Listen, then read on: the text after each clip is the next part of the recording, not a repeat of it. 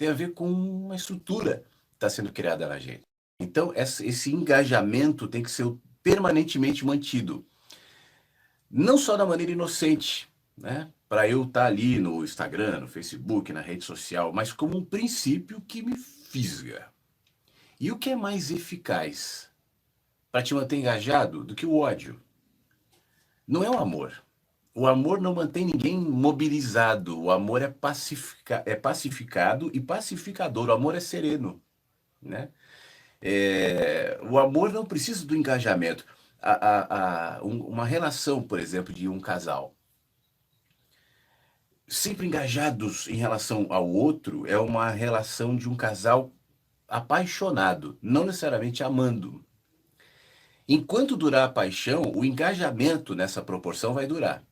Depois que a paixão for se arrefecendo, isso não quer dizer que ela substituirá o amor, a relação também vai se tornando mais tranquila e não engajada necessariamente.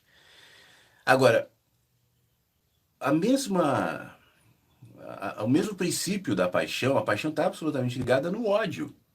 Então, como é difícil manter as pessoas apaixonadas o tempo inteiro, eu acho que chegou a uma percepção de que o melhor é manter as pessoas odiando o tempo inteiro. Esse é um princípio de engajamento e, obviamente, que a política, de forma consciente ou não, acho que há casos e casos, percebeu isso, né?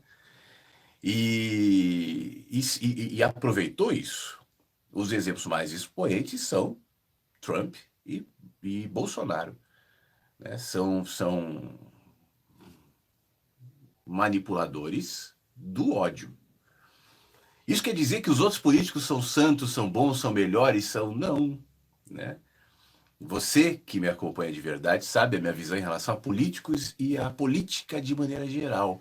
Eu não tenho olhar maniqueísta, eu não tenho intenção de detonar um político ou incensar outro. Quando eu falo de um, eu não estou falando de detrimento do outro que é melhor, mas a mente binária, que é um princípio desse fator de engajamento ininterrúpido, só consegue pensar assim, ou é preto ou é branco, ou é certo ou é errado, ou é bom ou é mal, ou gosta ou não gosta, ou ama ou odeia, né? Só que isso é muito estreito. E eu nunca me coloquei para enxergar a vida assim. Para mim nunca foi assim. Eu escrevi o texto esse que gerou esse start, essa polêmica no sábado, e que fala justamente sobre isso, a manipulação pelo ódio. No texto eu dizia rapidamente, está aqui no YouTube, está no Face, está em todos os lugares. Eu dizia assim, que até então, a política, o populismo, aquilo que a gente conhece de populismo e tal, sempre se alimentou da pobreza. O princípio do populismo é a pobreza e a venda da esperança. Para o populista, é fundamental que a pobreza exista e que a pobreza persista e que os pobres estejam à sua volta.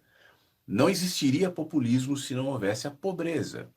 Então, um país como o nosso, o Brasil, ele só é como é sem educação, sem estrutura, sem cultura, sabe? O político que vai dizer que faz educação, ele fala, eu construí uma escola, né?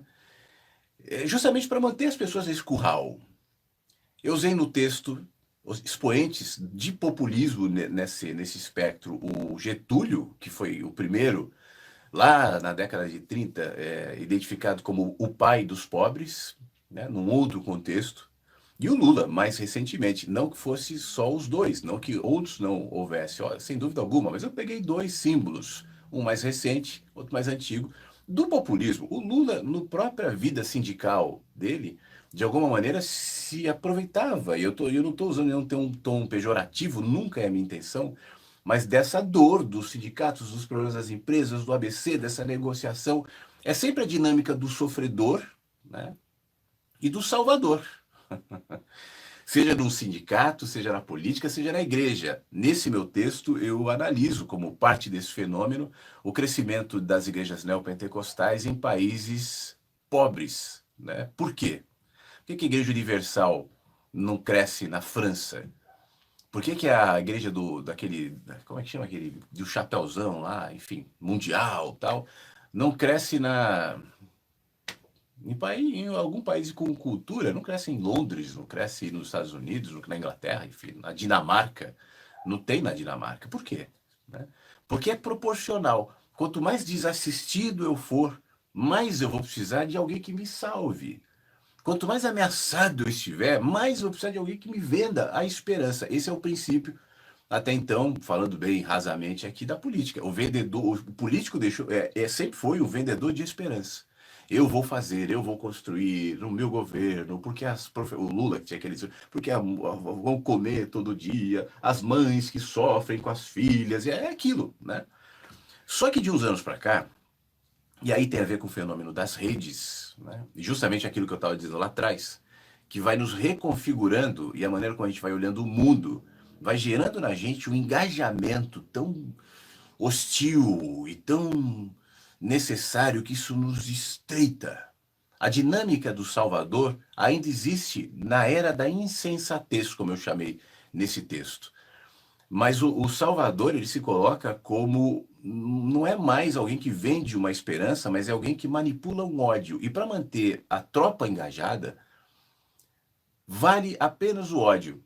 Então, tanto faz se o ódio é o PT, se o ódio é o Supremo, se o ódio é a imprensa, é os Estados Unidos, o Biden, não importa. É necessário renovar o ódio sempre, porque é o ódio que mantém as pessoas engajadas, sempre. Né? Políticos da era do ódio não conseguem viver numa dimensão de paz, e eles sabem disso.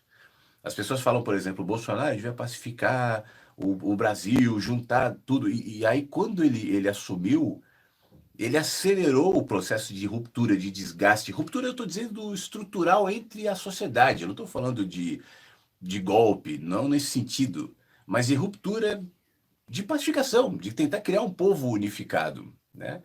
E aí muita gente acaba imputando essa atitude do Bolsonaro como um movimento de reeleição. É também, mas não é só. Né?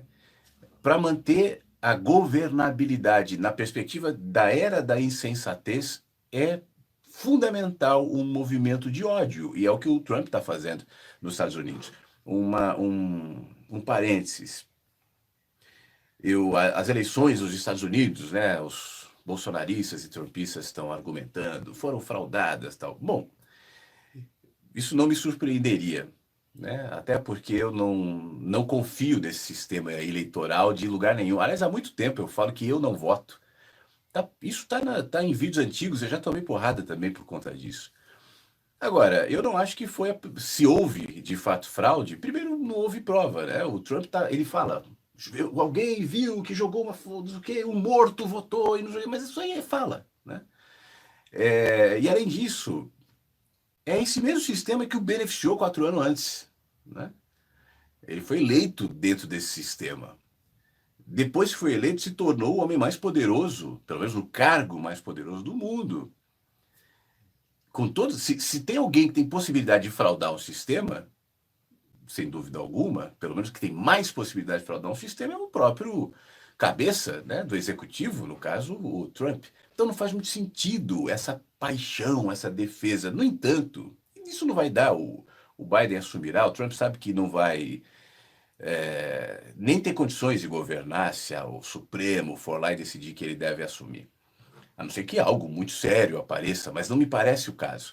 O que me parece é que ele ainda joga na coisa da mobilização, do ódio, porque perder uma eleição não quer dizer perder o poder e perder a manipulação e perder o encanto diante daqueles devotos. E é nesse princípio que funciona a política hoje.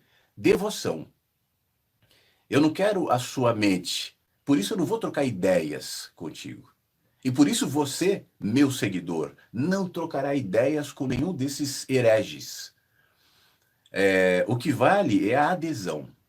O Bolsonaro muitas vezes já falou isso. Confia em mim ou não confia? Tem que confiar em mim. Naqueles cercadinhos ali, tem que confiar em mim. Né? É a entrega, é a devoção e a adesão.